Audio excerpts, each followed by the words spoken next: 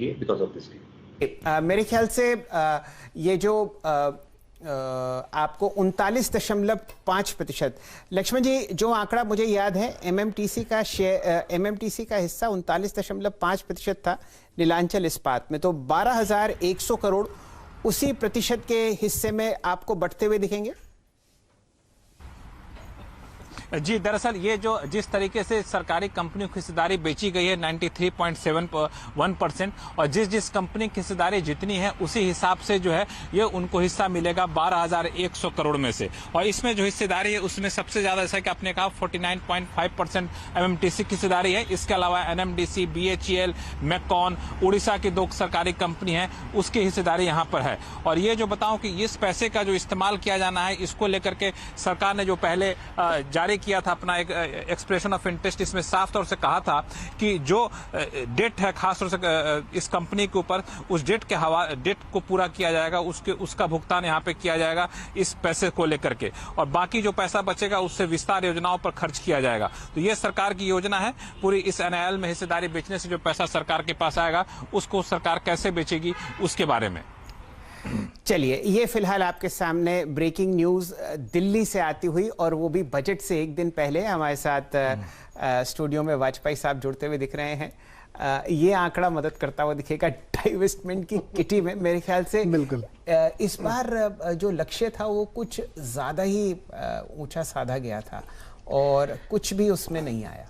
Actually शैली था तो आने लायक, उसमें अनुमान गलत इसलिए पड़ा कि कोविड वगैरह की वजह से वीपी से नहीं हो पाया, नहीं तो 40-50 करोड़ वहीं से आते।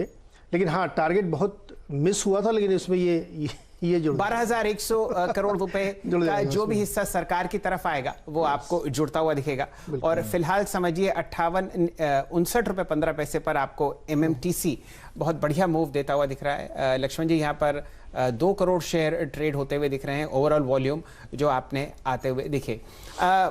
लक्ष्मण जी, और भी कोई बिडर थे या सिर्फ इकलौते टाटा स्टील लॉन्ग प्रोडक्ट्स ही थे? देखिए, यहाँ पे जो जानकारी दी गई है उसमें सिर्फ टाटा स्टील का नाम दिया गया है।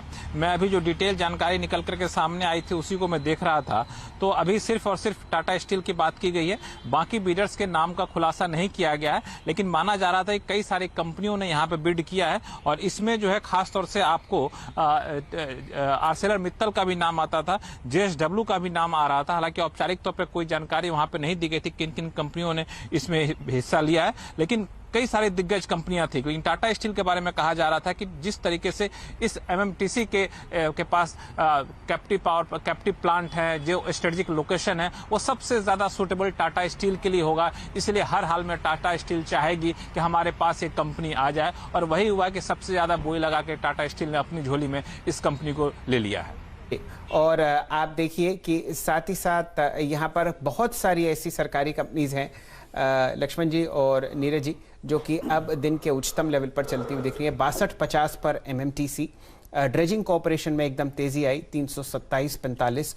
ऑयल इंडिया 239.95 पर ट्रेड करता हुआ। तो ये फिलहाल बाजार में एक नया तड़का तेजी का लगता हुआ। वीरेंद्र जी।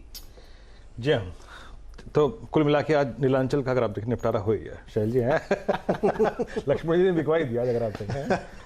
बिल्कुल, कल सुबह भी कुछ और बिक सकता है। हाँ, देखिए अभी समय है। इस बार फिस्कल डेफिसिट का जो आंकड़ा है वो सारा का सारा दारोमदार करेगा एलआईसी के ऊपर, है ना। यस।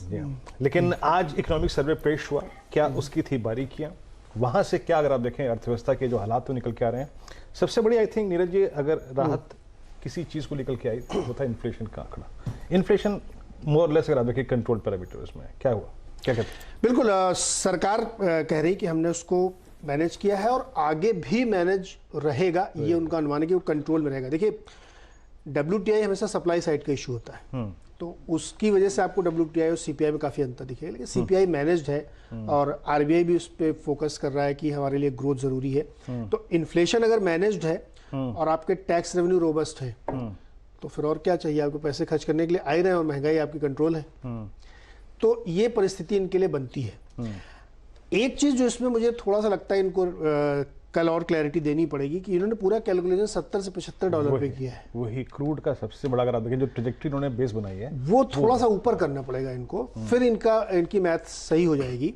और चूंकि बेस काफी बड़ा हो गया इकोनॉमी का, लगभग 2.5 लाख करोड़ से ऊपर की इकोनॉमी हो रही है आपकी, और उतने पे ही अगर आपका फिस्कल डिफिसिट 6.2 6.8 की रेंज, अलग अलग रिपोर्ट्स लेके चले, अगर उतना ही रहता है तो मुझे लगता है कि ये बाजार को बहुत पसंद आएगा। 6.8 तक अगर फिस्कल डेफिसिट का आंकड़ा कर लेते हैं ये, तो वो बहुत पॉजिटिव माना जाएगा, क्योंकि बड़ी साइज में भी आपका नंबर, जो एब्सोल्यूट नंबर है, वो 15-16 लाख करोड़ के आसपास ही है। तो मुझे लगता है ये इससे संकेत मिल रहे हैं सर्वे से कि शायद कल ऐसा आपको सुनने को मिलेगा। जी, और आप कुछ टिप्पणी करना चाहेंगे? ऐसा करते हैं, यहाँ पर लक्ष्मण जी को भी जोड़ते हैं। लक्ष्मण जी, सबसे पहले आप ये बताइए, इकोनॉमिक सर्वे की 3 या 4 सबसे अहम डेटा पॉइंट्स क्या थे जिस पर नीरज जी विशेष टिप्पणी करेंगे? देखिए,